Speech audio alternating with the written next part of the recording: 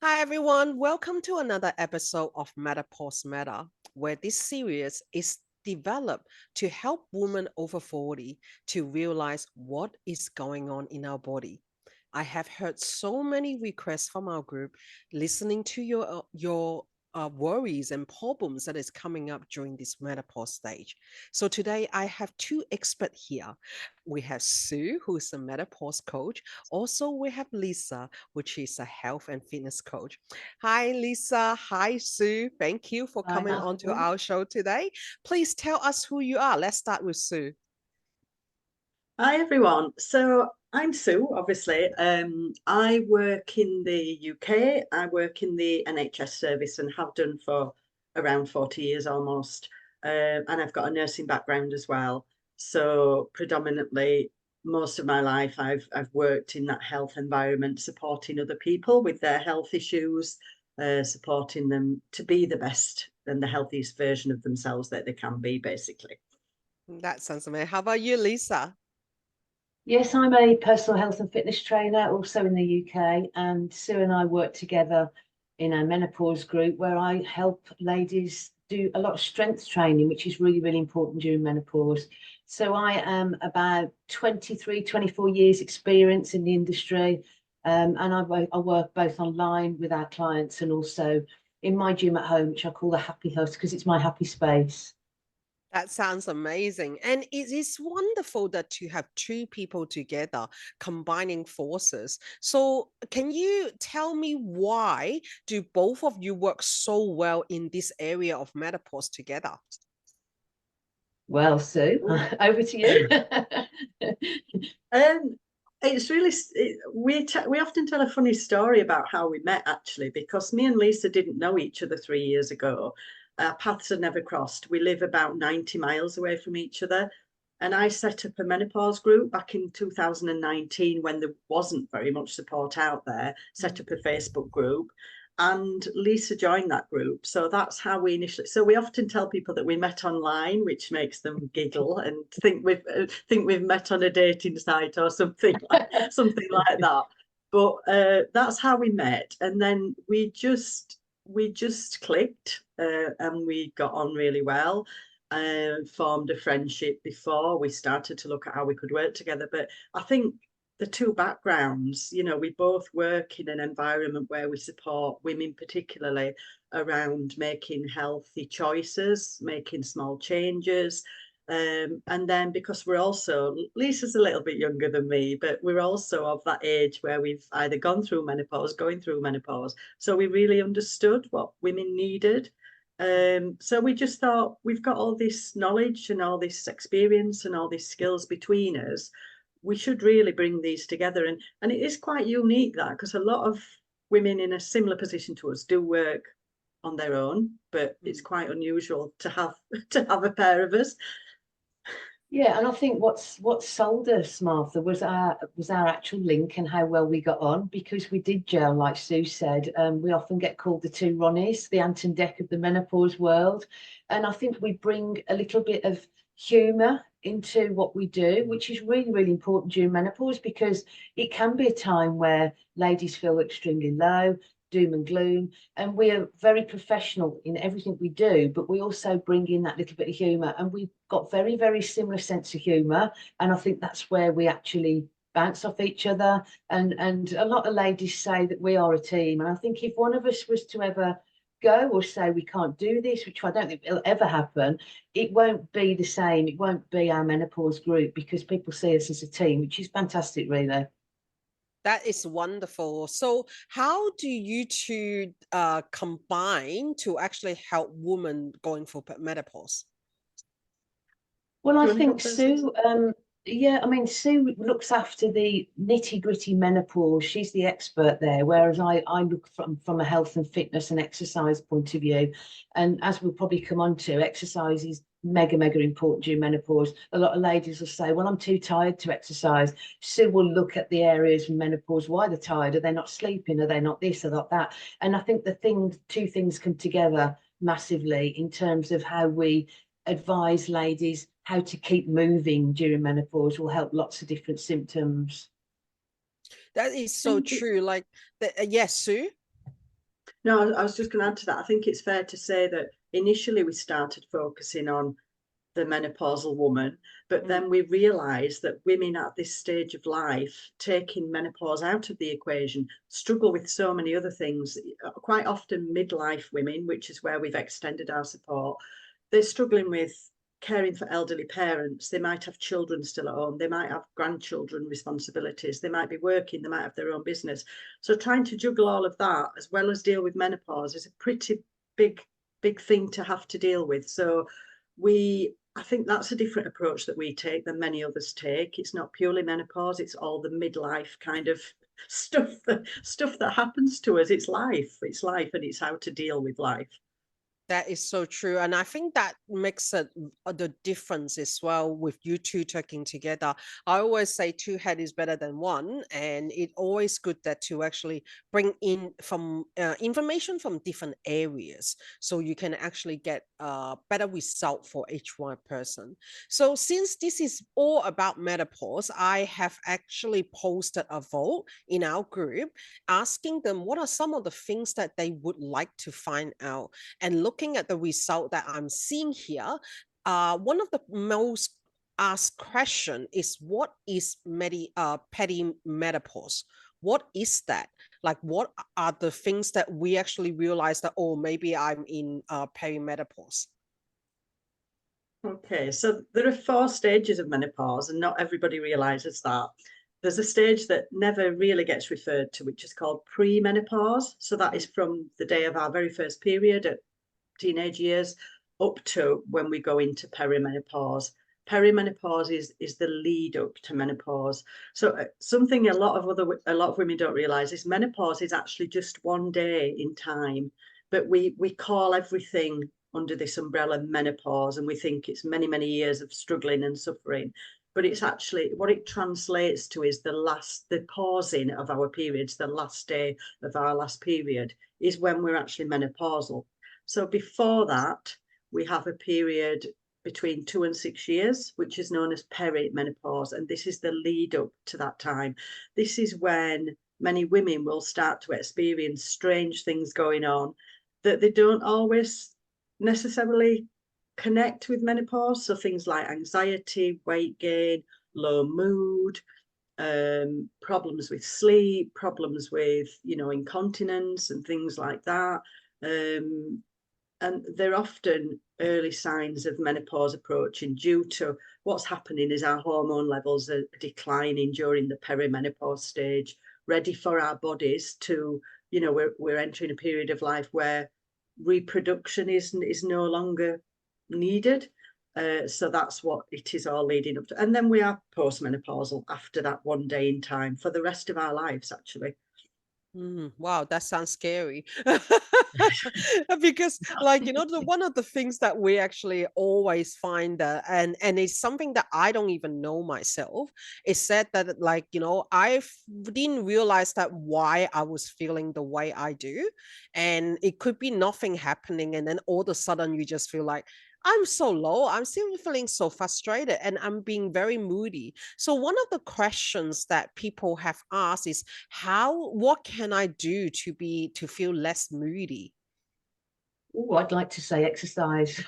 Yeah, I'd please like to share. say exercise because I think exercise can lift your spirits so much. I have exercised all my life. I've done various charity events. I've cycled from one end of the UK to the other, which is over 1,000 miles. And I think, although people say to me, well, where do you get your energy from? You're menopausal. Why have you got the energy to do that?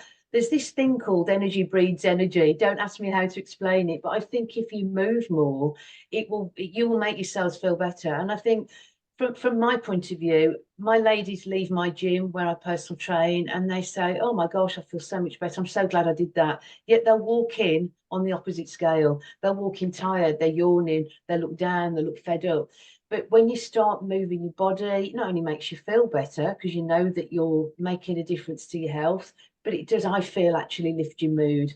I personally feel lower if I haven't exercised. And I don't know whether that's because I've done it for over 30 years, but my mood can always feel, I haven't exercised, that's why, or I haven't been a walk, I haven't got some fresh air. So I think from my perspective, exercise is a massive boost of energy and low mood. That's good. How about Sue? I think, you see, again, this is where we complement each other. And I totally agree with everything that Lisa's saying, because I feel the same. I can sit here working from home, and if I don't get out for a walk, I can feel sluggish and feel tired and feel low mood. But I do a lot of support around mindset.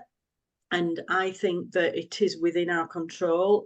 What's happening, the hormones do have an impact, the declining levels of estrogen, particularly, because we have a cocktail of hormones in our body, and when one of them gets out of balance, it puts the others out of balance. So our feel good hormones, things like serotonin, that's what makes us feel good. Our estrogen levels can affect that. So that is why we often feel low in mood. There are lots of things we can do. Self-care is really, really important. We often put ourselves last, don't we, unfortunately, and then put pressure on ourselves to be everything to everybody. And I think, make self-care a priority, but also look at mindset, look at meditation. That can really help with low mood. Meditation, mindfulness. So this is where, again, as I said, we would complement each other. So Lisa, I think also diet too. I think also diet is really, really important. You could be eating the wrong types of food that will make you feel low. And again, if we don't need too much sugars in our body, we don't need the heavy carbohydrates at night, this sort of thing, just real simple tips that would make us feel better. So yeah, diet and exercise, mindset, as we said at the start, it all goes together. It's one big jigsaw, really. The healthy jigsaw, I call it. Cool, because one of the key questions that we have from our audience is that what kind of diet will help me feel better? Well, I think we can both throw in something here. From an exercise point of view, I heavily promote protein. Really, really important that you get protein with every single meal. And I actually tell my ladies to take protein in forming their breakfast as well, as opposed to carbohydrate, because it will feed your muscles, especially after exercise. Our muscles need feeding. And if we feed it with the right type of things, then we're going to feel fitter, and our muscles are going to feel, excuse me, a lot healthier, a lot stronger.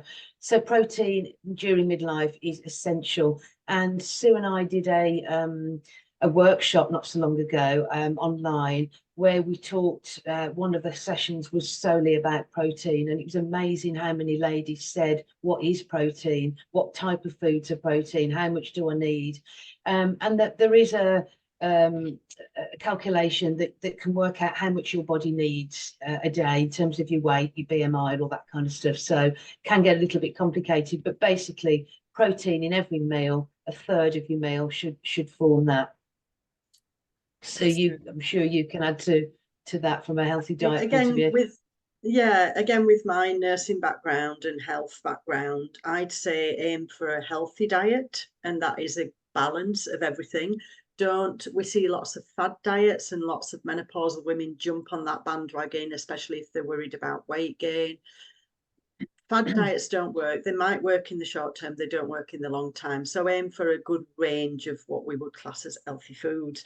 But also, particularly in menopause, we need to be looking at our bone health. So vitamin D. I mean, in Australia, you haven't got such a problem with the sunshine that we have in the UK, but certainly in the UK, we should be taking a vitamin D supplement in the autumn and the winter months, because we don't get enough sunlight over here. Calcium, vitamin D and calcium go nicely together to help with bone health. Magnesium is really good for restless legs, for sleep, and for health in general. So if you're concerned about your diet, you might want to look at supplements, and I would suggest a multivitamin to make sure. But B vitamins as well. So B vitamins like B12, B6 are really good for energy, and can help with mood as well. So, and water, we mention water all the time. Don't just look at diet. Make sure you are aiming to drink at least 2 litres, 4 pint glasses of water every day, because that can affect mood, it can affect sleep, it can affect weight gain, it can affect joint pain, it can affect lots of different things. Oh, that's good to know, because I personally drink iodine water.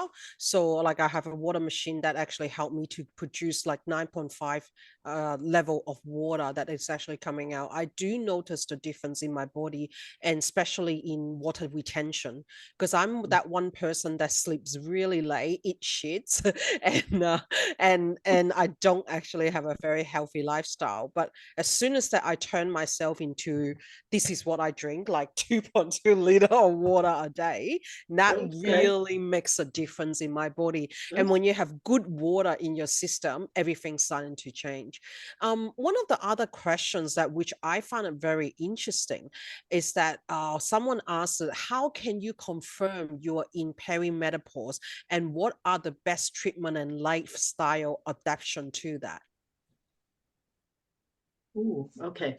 So I see this. I see this a lot. We see this in our menopause group a lot. People ask Mm, about blood tests.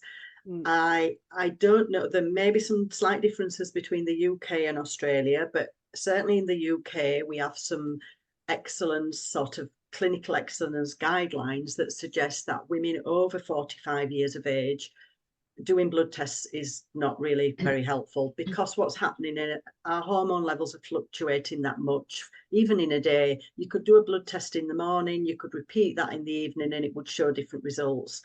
What they're actually testing for is something called follicle stimulating hormone, and without getting too technical, that is influenced by the levels of estrogen in our body.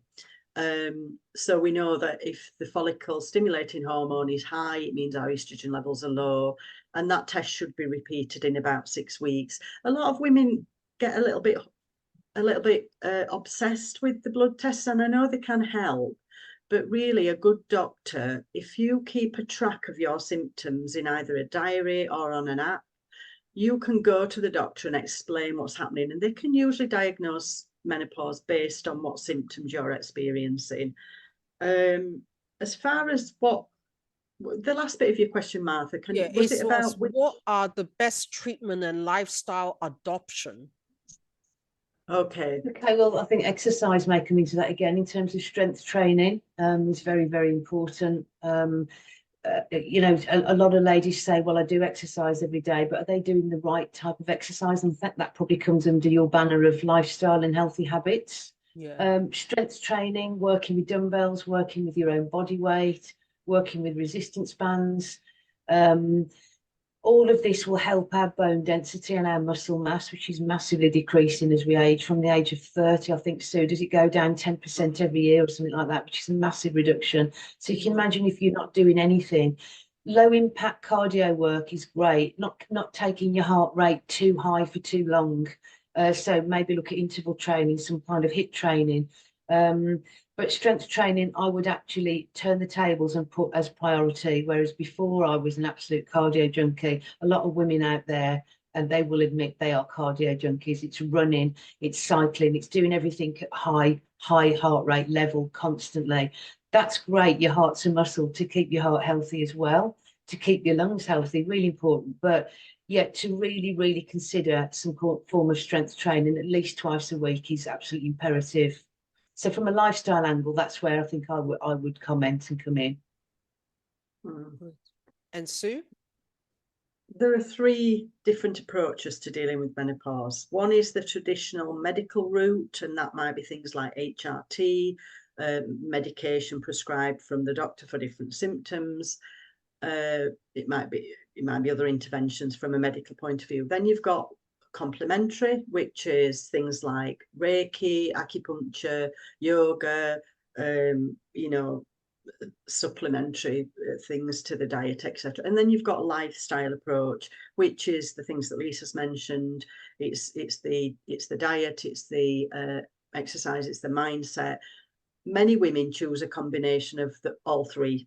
And there's no one size fits all. It depends on your beliefs, it depends on your background, your experience, and it's quite good to mix them up a little bit. Some people can't take HRT, for instance, so they might choose to look at the other 2 options.